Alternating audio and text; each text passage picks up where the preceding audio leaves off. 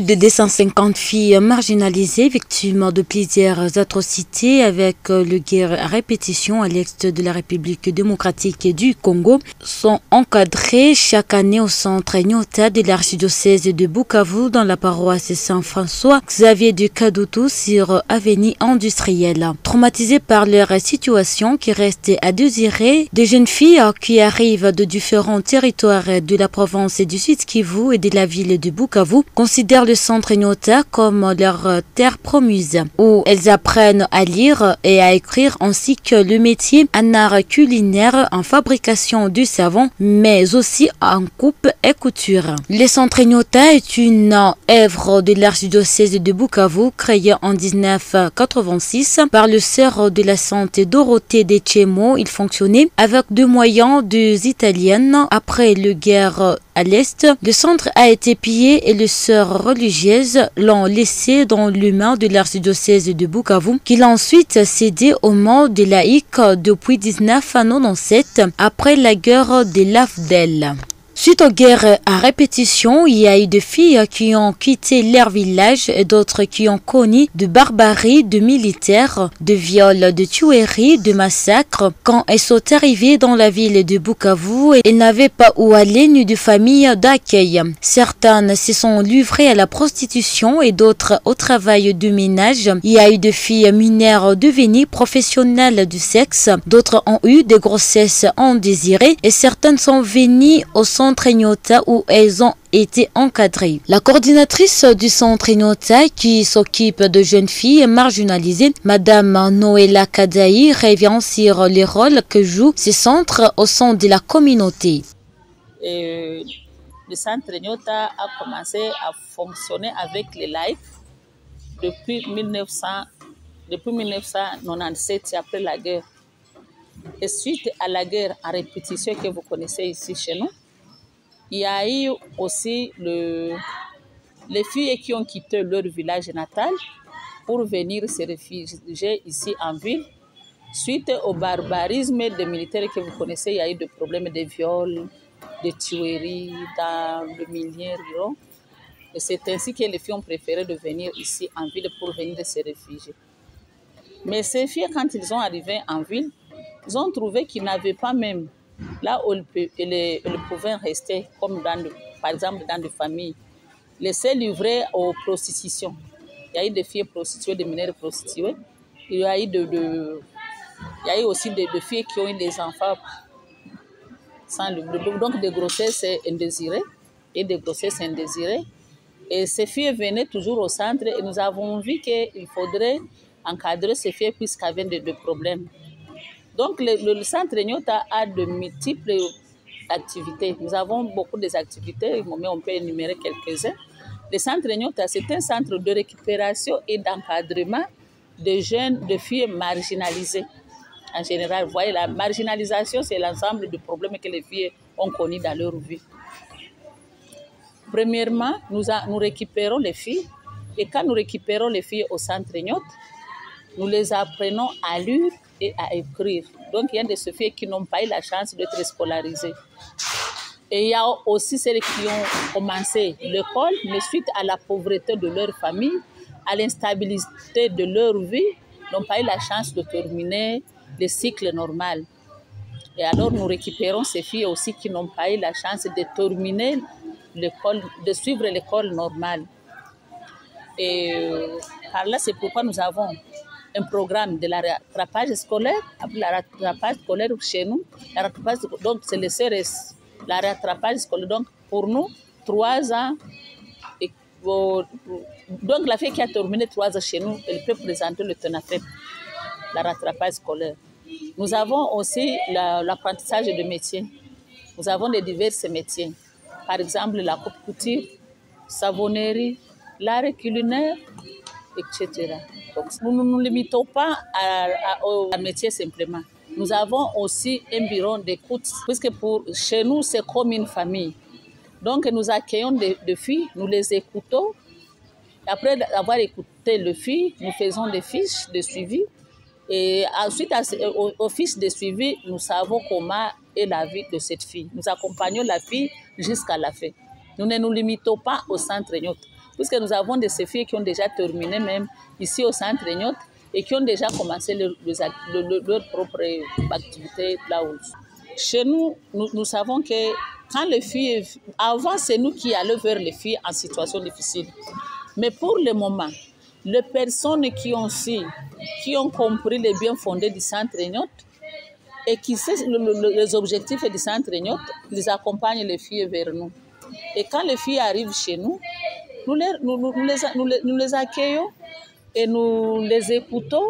Après avoir écouté ces filles, nous pouvons faire la sélection, voir si c'est nécessaire qu'elles viennent chez nous. Si nous trouvons que cette fille elle a des problèmes, nous accueillons la fille. Mais si nous trouvons que cette fille a encore sa famille biologique et qu'ils ont des moyens, nous ne pouvons pas l'accueillir. Donc nous accueillons les filles le plus démunies ici au centre Nyot. C'est ça notre critère.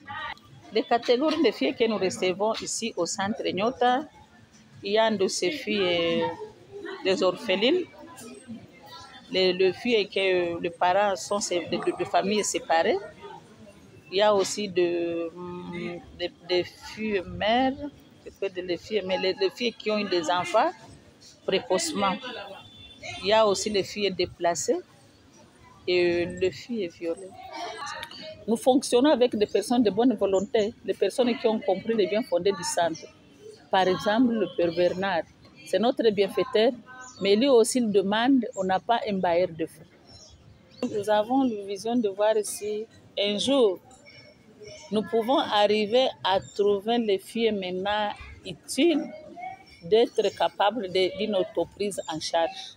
Nous pouvons souhaiter aussi qu'un jour le gouvernement congolais pense au centre de Nyot, qu'il nous donne aussi quelque chose. Par exemple, qu'il nous engage aussi dans les institutions. Ils ont oublié qu'ici nous avons des travail, il y a des personnes qui souffrent. Nous avons aussi besoin d'être soutenus par notre gouvernement.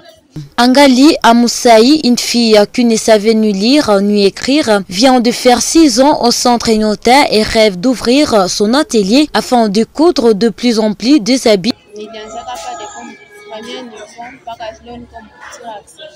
J'ai commencé ici depuis le niveau 1 et aujourd'hui je suis en 2e année de coupe et couture accélérée. Je suis en mesure de coudre tout modèle d'habits. Un grand merci au centre Nyota qui m'a appris à lire et à écrire. Aujourd'hui je continue à étudier. Grand merci à nos encadreurs qui ont fait de nous ce que nous sommes. Je suis venue de la brasserie avant de faire connaissance du centre Nyota.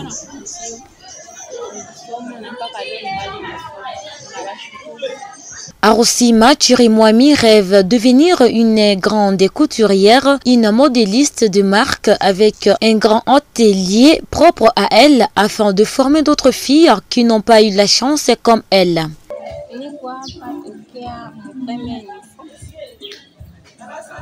Au centre Nyota depuis premier niveau, je suis venue du territoire de Cabaret et je n'avais aucune famille. Je suis arrivée chez la directrice et une fois en 3e, on m'a trouvé une famille où je vis actuellement. Le centre m'a appris à lire et à écrire. Je suis capable de m'exprimer devant les gens. Je peux même me présenter. Je suis en mesure de coudre chaque modèle d'habit. Je rêve de devenir une couturière de marque avec un grand atelier propre à moi, devenir modéliste et former d'autres filles qui n'ont pas eu la chance comme moi. Je remercie les centres Nyota pour l'encadrement.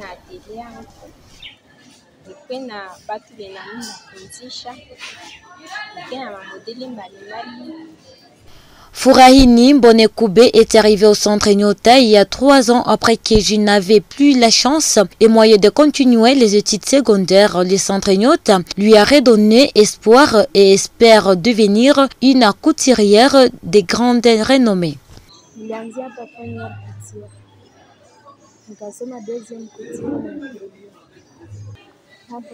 J'ai commencé en première coupe de couture et cela fait 3 ans que je suis là. Je n'ai pas eu la chance de continuer l'école secondaire. Ici au centre Nyota, on m'a tout appris. J'ai fait l'art culinaire et la couture. Actuellement, je suis à même de préparer plusieurs recettes et coudre plusieurs modèles d'habits. Je rêve avoir mon propre atelier afin d'aider d'autres filles comme moi en situation difficile.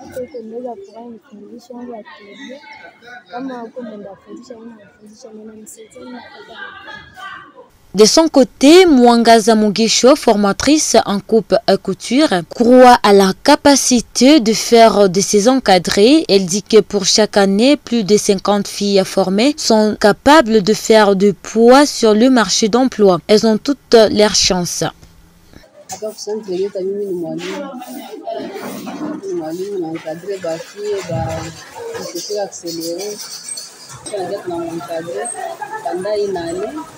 Nous encadrons le filles ici au centre Nyota, mais aussi d'autres qui finissent l'école secondaire et n'ont pas de moyens pour continuer les études supérieures. Durant une année, on les occupe pour la pratique, en commençant par l'exercice du pédale. Après la formation, elles sont capables d'ouvrir leurs propres ateliers de couture. Les défis auxquels elles font face, c'est le manque de matériel.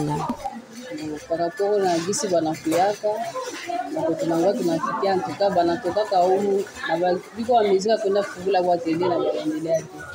Signalons que le centre Nyota vit comme une famille, met à l'aise les filles qui l'encadrent pour qu'elles se sentent réellement en famille. Elles organisent des séances d'échange sur différentes thématiques comme les risques de grossesse précoce, la santé et la propriété chez la jeune fille, la santé de la reproduction et d'autres qui cadrent avec l'éducation de la jeune fille. Ces séances commencent généralement par une séance de danse, une manière de détraumatiser ces jeunes filles qui sont la plupart du fois traumatisées.